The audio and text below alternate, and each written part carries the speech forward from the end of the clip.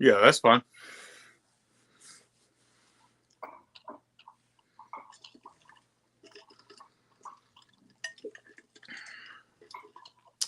What's up, everybody? Wes, the People's Pitmaster. We are behind the scenes currently and streaming live to YouTube if you are watching this. This is the episode that comes out this coming Wednesday. I've got Phil the Grill here. We're working on getting everything set up where you can see our beautiful faces and hear us. You back? Ha! Yes. Awesome. Sorry about the mix-up on the time. I know exactly what I did. I was looking at it. We were talking, and you're like, "Yeah, it's 10 o'clock my time. Let's do it at 9 o'clock." I did the math from 9 o'clock to my time, and I was like, "Well, shoot, 4 hours." Yeah. It's all good. Well, I was like, 4 hours. That seems really because like I got buddies in California, and I don't think they're 4 hours in front of me. It's all good. But at any rate, we're here, and we'll get started, man. Hey, how's it going? Going pretty good. I'll hit my intro and we'll run right into it. All right, let's do it. What's up, guys? Wes, the People's Pitmaster, back again for another episode of the Smoke Ring Syndicate. It's my weekly barbecue podcast that drops every Wednesday at 5:30 a.m. Eastern Standard Time. Last week, we took a little bit of break. This week, we're headed out to Arizona. I've got the one and only, the Jay-Z of barbecue, Phil the Grill. Phil, are you there? How's it going, man? Man, going good. You know, we took a week off last week, and so we're back in the saddle. And fortunately for me, your schedule was forgiving enough for me not to be able to do math right and get the time zone, you know, a little mixed up on my end. But hey, guys, we're here. That's it. So Phil Johnson, also known as Phil the Grill. Man, just kind of walk me through what did you do before barbecue? What what world were you in? Were you an electrician and construction? You know, what was Phil Johnson's job before Phil the Grill was born? You know, it's funny because I always loved to cook, right? But my uncle had taught me the furniture business. So we was doing a lot of live, custom cabinetry back in like the early 80s. And I really had a knack with, working with my hands. I traveled out on my own and started my own construction company as a GC doing custom kitchens, custom countertops. Then the pandemic kind of took a dive in like 07, 08 on the East Coast. I was in Virginia Beach at the time, and I kind of settled in on Arizona because they were still having a good economy. And then that finally took a dive. So I was kind of filling in the blanks at the time, trying to find work. And I came across this Snap-on tool truck. And I was like, if I can build a house, I could build a food truck. So I took this Snap-on tool truck and converted it into a food truck. And my first food truck was named Sandwiches. And it became the top 10 food truck in the Valley. And I just knew I had a hitch at that point. Yeah. And I went to Barbecue Island to get some supplies. And I met Cam from Bam Bam Barbecue at the time. And I talked to Cam and I said, hey, how can I get some like awards as far as, barbecue? I see Pitmaster and things like that. And he was like, bro, they have KCBS, Society.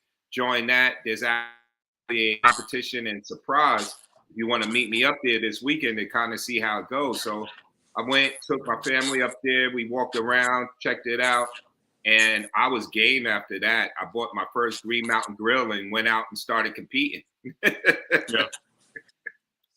So you started just kind of almost a hobby, and that turned into to you getting a little bit of TV play. Let's walk through that. Yeah, definitely. I was always cooking, especially back east. The time for football was a little later than it is in Arizona to start. So, 12 o'clock, 1 o'clock, and then the later games. I always had this big hunk of meat on the grill, cooking and inviting friends over. We was playing pool, watching the game, drinking some bourbon. Yeah. And that just became, my weekend, chill down on Sundays. Yeah. So I always loved cooking and putting things together. Then I saw that I had a knack where people were inviting me over and they were just asking me to bring everything from the main course to the dessert to the appetizers. And I just noticed that, even when I was in the cabinetry, working with my hands and seeing the end result, right, was what was so gratifying to me, Yeah. just people saying, hey, you got great food and things like that. So when I had the food truck, I put together a little video for Pitmasters. I definitely wanted to get on to Pitmasters. I didn't get on Pitmasters, but I got in the chop. I believe that was 2012. And I was so starstruck and like confused of what to do. I met Stan Hayes out there. I cooked with, who was it that I cooked with that was out there at the time? But it wasn't Dr. Barbecue, but there was a chef and another pitmaster that I cooked with, and it was us three. And Amy Mills was actually one of the judges, and then it was the regular chop judges, and it was the Grill Master episode, Okay, yeah. I do remember that now, actually. Yeah. So the problem I had with it, though, was not being on TV and not really being into the competition field as familiar as I am right now.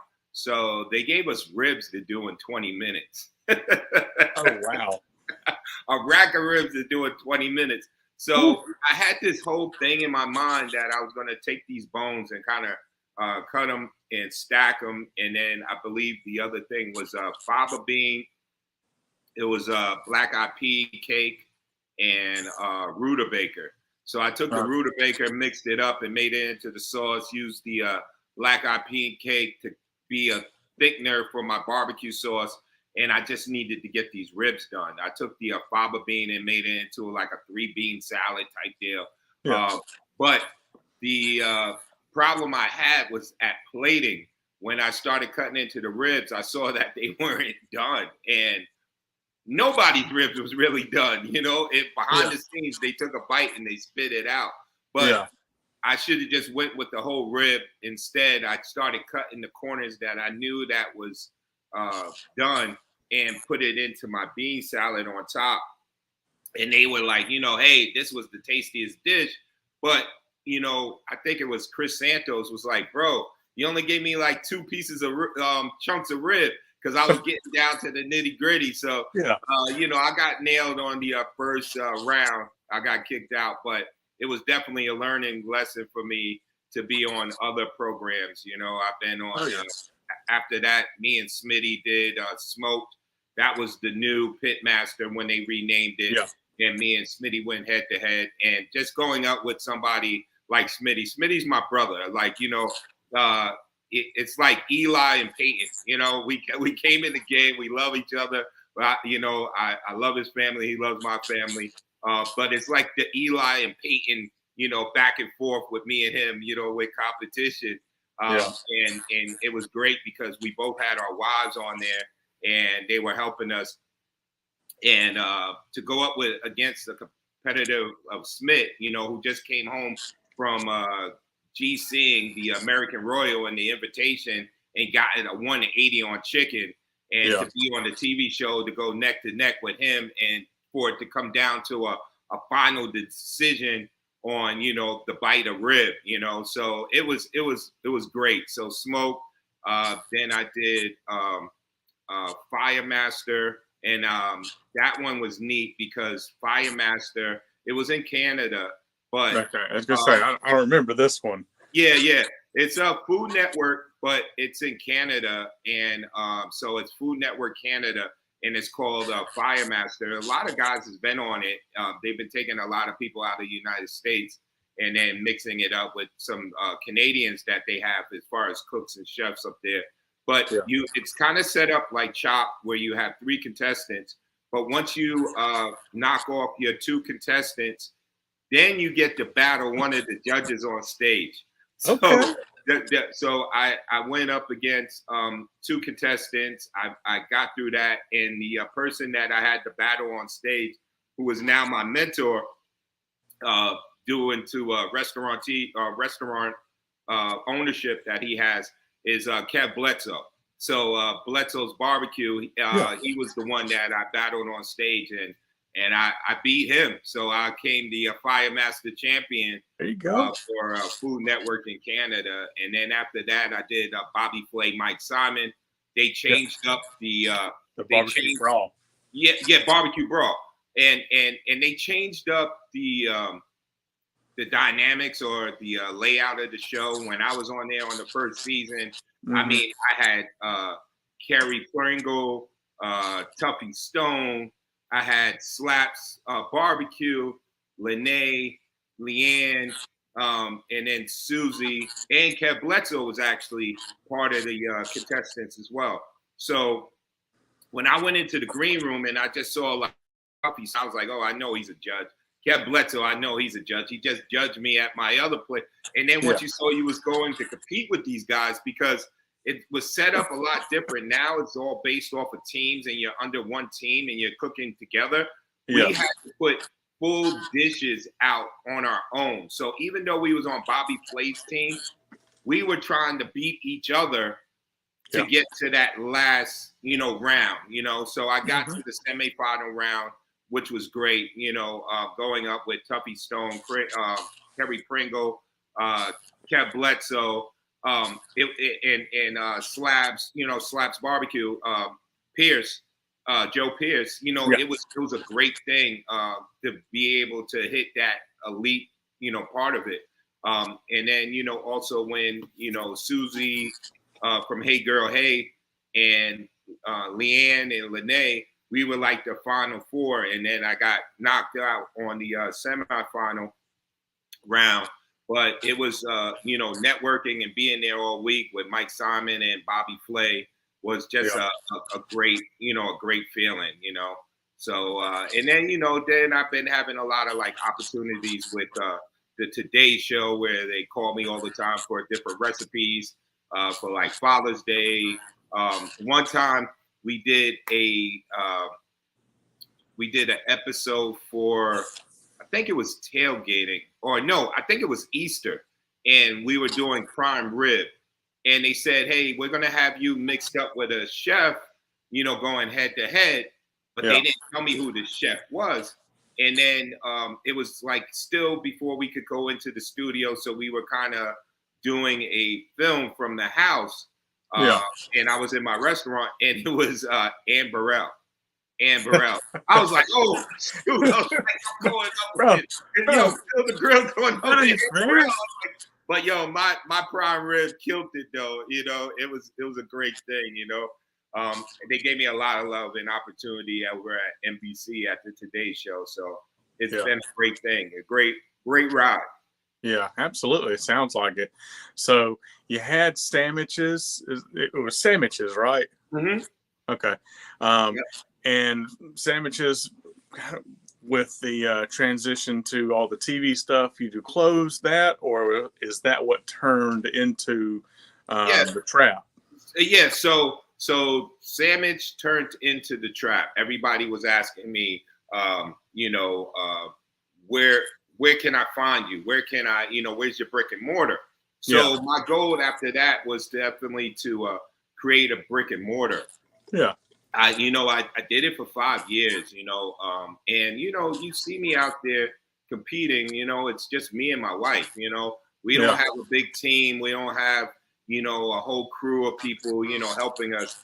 And I was the main source at Barbecue Trap House. So I recently closed Barbecue Trap House because it was just too much for me. It was just once I started with the employees, I just wanted to serve barbecue, and it was just too much for too little. And I'm going back to the food trucks. I'm not going to, mess with the restaurant game. I'm going to leave that to the hospitality groups that really have it dialed in and know how to run it right. Yeah, I I have people all the time. They're like, "Man, why don't you open a restaurant?" I'm like, "Come on, man. I've got way too many friends that have been there, done that, and I've seen the wreckage." And I'm like, "Bro, I'm just don't put that evil on me." Yes. You know, my thought process before getting into it, I was like, you know, I could manage, 72 contractors at one time, but 12 employees was kicking my butt. I'll tell you that much right now. Yeah. Well, I had Travis Clark on a couple of weeks back, and he's got the one restaurant in Oklahoma City. Yep. And he's fixing to open he's probably a year out from the second one, and he's like, man, he said he was an electrician, by trade before, and he's like, man, he said, managing restaurant people and managing like electricians and stuff like that. He said, that's two totally different things. He said, exactly. Difficult. And I was like, yeah, I really hadn't really thought about it that way. Like, it's just they're two totally different people, and like, I don't know if it's just like the construction world is just a little more like, throw caution to the wind and you know what I came to grips with, right? When you're a contractor, you have a set job you have to do, get done, in order to get paid. Employees could just show up, whether they want to work today or not. They're going to get a check at the end of the week, unless you send them home. You know what I mean? So we went back and forth with that, and I was like, really, I don't know what the deal is, but that is exactly what it is. Like, most of those folks are contractors, and they own it, so they've got that investment. If they don't do it, they don't paid. Yeah. That's got to be what the biggest difference is. Man. It's just a whole lot of red tape, and and that's the thing. I was at the point where the Trap House was doing good, and we were, it's very small margins in the restaurant business too. So the key is to open up more restaurants to increase your margin, right? So opening up multiple restaurants is really key when you're being a restaurantee. But I couldn't hold down. I was having problems with one, let alone that I'm going to try to open up 5. I would probably lose my life trying to do that. Yeah, no, that ain't that's not the solution. One sucks. Let's do 4 more. Exactly. Come on, man. Who you think you are, Famous Dave? Exactly. Yeah, I say I can't imagine having more than one. Like, it's different. You got to be responsible on your own, and then you got to be responsible for other people too, because they don't have that same ownership. Exactly, and they don't have the passion. No matter who you get, they all start out great, and then they all fall into a rut at some point. And you have to utilize everybody as collateral, right? Because you got a job to get done, but it's just a change of events so quickly. And just to give you an example of how much a change it is at the restaurant, I only had probably like 12 or 15 employees at one time on my books, right? Yeah. But at the end of the year, when I'm giving out W-2s, I'm sending out 72 W-2 forms. Yeah. Look, that's the restaurant life. It's high turnover. You got some that make it, some that don't, and some that you wish didn't, and that's what it is. It is what it is. That's it, man. But yeah, the food trucks is very more, doable and manageable. You get a lot of good catering leads out of there. And then I love to be out in the festivals when you're just cranking out, what you love, your passion food, and, changing things up. And it almost feels like barbecue comps to me, where you're just like, a vendor, and you're just kind of, serving to the public. So I like that feel, other than just being in behind a closed wall and serving out food, to people that's eating on the other side. I like to be outside, cooking and doing my best. So well, that's kind of like, you're talking about you worked with your hands and seeing the finished product. If you're in the restaurant setting, you're in the kitchen, you're not seeing the folks enjoy it. Whereas, you got a couple of less layers between you and watching somebody enjoy what it was that you put together on the barbecue grill. Definitely. I've got a YouTube video actually out. If you go to Fill the Grill on YouTube, my channel, and it basically, there's 2 videos in turning barbecue into a business. And I got a lot of people that reached out to me and said, "Hey, man, I appreciate this. This is great." So if you're thinking about doing a brick and mortar, definitely go and watch this video, because I kind of give you a lot of things that I didn't see up front that you're going to want to know about before you think that, because I heard numbers like, oh, this guy's making like $60,000 a month in barbecue. But yeah, $60,000 a month ain't crap when you got to pay all of your expenses in a restaurant. No, not when it costs not when it costs 63 to keep it open. Exactly my point. Yeah. So we went through sandwiches, we went through the trap house, and now you're doing more like the appearances and catering or? Yeah. So I'm rebuilding the brand, Fill the Grill. I have, one rub that I kind of let fall by the wayside a little bit. I got with Old World Spice. It's on Barbecue Spot. And while I was opening up the restaurant, I really couldn't promote it as well as I needed to. But I have 2 new rubs that's coming out. I'm going to be doing a lot more classes, a lot more TV appearances. I'm working on a cookbook, a bio cookbook. Yeah. Kind of going over, what it's like, for me growing up in the neighborhood I did in New York, and kind of getting to where I'm at right now. But yeah, I definitely love the lane that I'm going through right now, and the and it's just it's more manageable, right? Because it's something I can manage on my own. But yeah, I'm definitely going to just stick to stuff that I know I can manage and don't have to rely on a whole team to get me to where I need to be, But yeah, going back out competing, classes, and just being more available on social media is going to be key for me here, growing in the next year to come. Yeah, absolutely. So the rub, we have the original, because I have probably the empty container around here somewhere. Can I still get it? Yes. Are you ready to release what the next 2 are? Yes, definitely. Because I signed off on it, so it's good to go. So if you remember my first rub, it rubbed me all over, right? So it was Fill the Grill, rubbed me all over. Had a little bit of spice to it.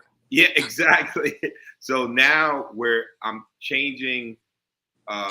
Rub Me All Over is going to be the series of rubs. So with that being said, there's going to be Rub Me All Over, and the 2 new rubs I'm coming out with is a fruit fire rub, and it has fruit, it has a little bit of heat. It's kind of made for like pork products. You can also use it on chicken. And then there's a beef rub. It's butter garlic blackout, or buttery blackout. And it's got some salt, it's got some garlic, and some Worcestershire in there as well, just to enhance the flavor of the beef products. And then Rub Me All Over, that we are currently using, is going to be called the OG under that series of rubs. So, and it's going to be a little bit different label, a little bit different branding, but I'm going to definitely push it and let people know. So right now you can get my rubs in any Ace Hardware stores. Pretty much all of the barbecue supply stores carry it. And we're going to be doing a major push in the 4th quarter on the new products. And then we're going to be I'm working on 2 sauces that's going to be coming out with another series as well. So a lot to come in the 4th quarter. A lot to come. Absolutely. I said, somebody says, "Oh, he's coming out with 2 more sauces." I'm like, oh, it's only 2. I'm like, you have no idea what you just said. Exactly. To be standing at the cusp of we're going to develop 2 sauces before the fourth quarter Yeah. when we're in July. That's Yeah. ambitious. Yeah, definitely. And the product that I come out with, these are all my own recipes. These are Yeah. the recipes that I'm competing with, and I'm kind of doctoring up to make these flavor profiles. So it's not something, hey, give me something that tastes like this or give me something that tastes like that. I'm actually giving them the recipe and then they're tweaking it to make it work. So those are the challenges, but that's kind of like been my claim to fame. When I first started competing on the barbecue circuit, somebody told me once, it's like, hey, you got to use winning products if you want to win. And I'm like, I got to rely on somebody to stay in business so I can place and be successful in what I want to do. So I started going into my own lab and creating my own flavor profile. And I use a lot of wild cards that a lot of people don't use because I just like blending flavors together. There's so much you could do with like paprika and garlic and salt and pepper, but there's how many different seasonings out there in the world? That's thousands. So why we keep consistently just using the 20 Monopoly ones that we always use? Oh, yeah.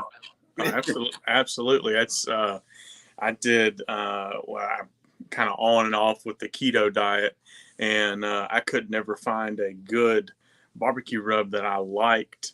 So I started doing one on my own, and what I found was not having the sugar in it, it wasn't getting that same color that I was looking for, and that actually led me to annetto powder. And everybody's like, "What is that?" I'm like, "It's just part of the rub. It's part of it now. It's very similar to like a paprika." I actually took my recipe and I divided my paprika in half. It was half paprika, half annetto powder, and I mean that gave me the coloration that I was looking for. And it really wasn't necessarily it wasn't really for the flavor per se with that particular ingredient. It was more for what I was looking for out of the finished product. Gotcha. Yeah, no, it's so many different flavors and ways and powders. I think anything is a powder, you know what I mean? Like, so you think of like liquids and how liquids could be powdered, you know what I mean? So it's so many different, the catalog for these seasoning companies are huge. So, well, I mean, and you got that, and then every brand of these seasonings, like whoever makes it, they make it a different way. Has a different touch. I mean, you're going, okay, let's make a barbecue sauce. Start with ketchup. Do you know how big of a lane ketchup is? Hunt's, I mean, if you just think of Hunt's and Heinz, the different flavors in those two brands. You know what I mean? Well, and that was I had a buddy of mine that was in the process of trying to develop a sauce, and he's like, "No, it's so different. It's different every single time." And they're like, "No, we're using your exact recipe." Well, they were using Gold Star ketchup, whereas he used Hunt's. There you go. That was the big difference. And once he started buying Gold Star ketchup himself, and then getting it back to where it was supposed to be flavor wise, then when he sent it back to the lab, they were actually able to recreate it. Got you. Yeah, no, definitely, it's a big change, but I'm excited. I'm excited to explore the world, and that's the cool thing about doing this too, is you get to travel, you get to meet people and friends, and network with a lot of other people you wouldn't have known or met with, prior to being in the barbecue circuit.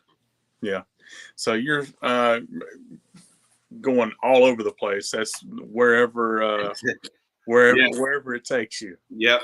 So right now I got a couple of things set up. Me and Kyle we're just on the Barbecue USA show for Mike Simon, where Mike Simon followed us around at the American Royal last year.